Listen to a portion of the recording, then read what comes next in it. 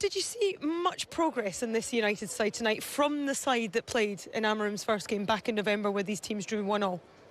No, I think if we're being brutally honest, there's not been the progress that we all anticipated. We have to understand where he came from and how successful he had been and the silver he had brought to Sporting Lisbon. The anticipation of him coming was like, wow, what an opportunity we've got now with this young manager who's been ultimately successful in his time there. And it hasn't transferred here. I actually sat with him the other day and he was like... You can see there's a desire, you can see there's a work ethic behind the scenes, and he's nipping at everything to try to get this right and turn it around. But things haven't been smooth for him, and he hasn't managed to get it to where he wants to at this point in time. But I think he needs to just get to the end of the season and really regroup and then start building again and build the team and coaching the team, because right now they've been stuttering along, and that's probably being polite in the way I've said that. And they've just got to get to the end of the season. Do you think it's the players? Do you think it's a couple of transfer windows you need? Yeah. Get to the end of the season, get some players in. Yeah, the way that he wants to play, I watched Sporting Lisbon a few times in Europe especially. They were an athletic, dynamic team. That was one of the staples of their team, the hallmarks of that good team that was winning things. This team they're not a mobile, dynamic team. And if you look through the heartbeat of this team, they have other qualities, but being physical, having the ability to overrun teams, physically, they don't have that capacity. Xerxes not that up front, is he? Xerxes no. not that. Maguire, lacking a confidence. Hoyland, it's not their game. So I think he needs to find those type of players with the capabilities of carrying out not only tactically what he wants, but the physicality is equally important. Between now and then, though, he's got to get results, hasn't he? And in this game, they got off to the worst possible start. We spoke before the game about what he would be instructing them: come out, get the crowd on side, don't let Ipswich get a fast start. And look what unfolded after 4 minutes. I was surprised by this one. Dorgu didn't see the keeper coming out. I don't think Anana should have come out, and it's a hopeful ball, just a ball in behind, simple ball in behind. It should be dealt with. It wasn't, and you're right. It's off to a terrible start for them. It shows you if you chase lost causes and you just make yourself a nuisance, you sometimes get a little bit of luck, and that's what he's got there, Philogene. And I thought he was in the first half. He had 2 moments, scored 2 goals, but there it's opportunistic, and he just finds a way that, listen, the young defender there, he's made a mistake, but you've got to be in and around it to capitalise. You as a striker, this is your game. Yeah, you just got to chase lost causes there, and we saw 2 managers today that like playing football. But a lot of the goals came from balls in behind and runners in behind. You always need that in a team. And teams are obsessed now with playing in between and coming in the pocket and playing in front of teams. But what we saw today was balls in the box, balls in behind, chasing lost causes. And that's where the goals came from, ultimately. Yeah, it is. And I guess Ruben Amorim at this point would have had his head in his hands, but it's all about the United reaction, and they did manage to draw themselves level. Sam Morsley came back into the team, and he was a bit unlucky, but it was a great delivery, wasn't it, from Bruno Fernandes? Yeah, you can say unlucky, but sometimes the delivery forces mistakes, or it forces a lot of anxiety within a back line, and that's what you saw there. Great delivery, but also Xerxes' position at the front post, making it difficult to see the ball coming in. And it's another unbelievable delivery. Got on the ball, it was fastest to the ball in the box. Good finish, but again, it's all about the delivery into the box. And if you look at any league across the world, at any point, any season, the teams at the best set pieces are at the top of the league, the teams at the worst are at the bottom, whether that be corners, free kicks. And it's so important to have a Bruno in the team to deliver. That's what I was going to say. I mean, Alex Palmer's unlucky there with his 2 saves, but when you've got somebody that can deliver a ball like Bruno Fernandes, we saw it on several occasions here this evening, anything is actually possible.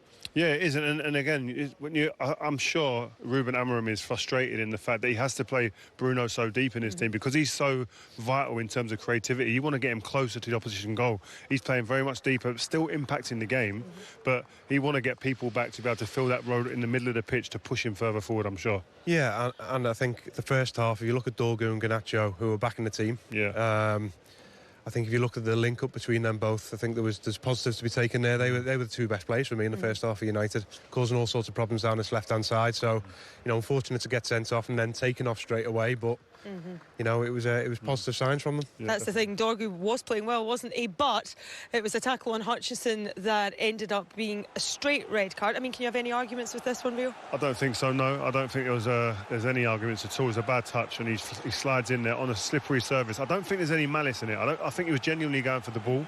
But when you're going in with your studs up, the rules today suggest that you can't do that. So Yeah, I think it's just a bad touch from Amori, which it sucked him in a little bit to go for the ball. I don't think he would have done it if it was close contact. And yeah, as Rio said, I don't think there's malice in it. And when you catch someone studs up across the shins, it's a straight red. Yeah, so the manager would be hoping to get to half-time with that 2-1 lead, but things did go from bad to worse because the red card was very closely followed by a second goal, wasn't it, for Ipswich? And it was Philogene again, and, well, once again, just not great defending, not to put too fine a point on it. Yeah, I would argue maybe Delict could hold the line and keep a strong line, but it's difficult. There's no pressure on the ball.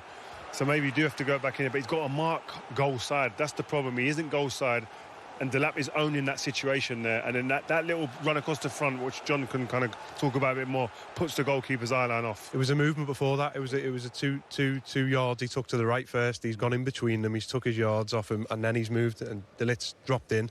And then it's just getting across the keeper's eye line, and he's unlucky not to get a touch. But Onana can't do much about it, and it's a great ball in because you see free kicks like that balls in as long as you're hitting the target or in between the sticks, you've got a chance of going in. What I would say, from a Man United defensive point of view, forget the ball in the people in the box as well. Get out to people, stop crosses.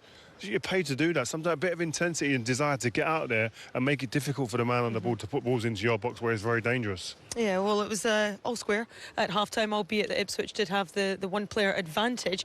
But what a reaction from Man United in the second half. Harry Maguire, we know what he's capable of at set-pieces, and this header was, unstoppable. Yeah, Harry's one of the best in the business in both boxes in terms of heading the ball. I mean, at the weekend he didn't show that defensively, but in this, when he's attacking balls, you've seen him with England shirts, he's so dangerous in these areas. He's timing, he's running, he's brave, and when he does get his head on the ball, he knows where to put it. And again, a wonderful delivery. Great execution on the end of it from Harry. What I'm surprised about there, you've got markers usually at set piece, and you've got blockers, and there's 3 people blocking, but none of them can get near him. Philogene's on a penalty spot, and he's one person you don't want to be on the penalty spot trying to head out. So I was surprised by that. Good finish, good desire to show and get on the end of set pieces. So a well-worked corner routine. United were also able to hold on to that lead for the duration of the second half, but it wasn't just about scoring goals as far as Harry Maguire was concerned, because we spoke about Delap, didn't we, before the game, and these two players had a great tussle. Delap trying to get the better of him, Maguire obviously tracking him every stretch of the way, obviously well aware of the danger that he could pose if he was able to get in behind. Yeah, well, listen, before every game, especially as a centre-half, you go, who am I going to be alongside today playing against? And Delap was going to be the guy around the 2 centre-halves, especially. And you look at it, or the 3 centre-halves, you look at it and you go, well, I've got to make sure I get up against him, work him, make sure he's got to work hard to get any type of joy out of me. I thought Harry done that in the main today really well. He did it really well, and I think if one person's going to against the battle, Liam, I would have picked the other one. I wouldn't have picked Harry because he's is that experience though? Is that experience? Because you're saying there you'd go on the weaker, more inexperienced centre back. Yeah, I'll try them both. Yeah, I'll see who's the weakest and what the weakest at, and then I'll play on that.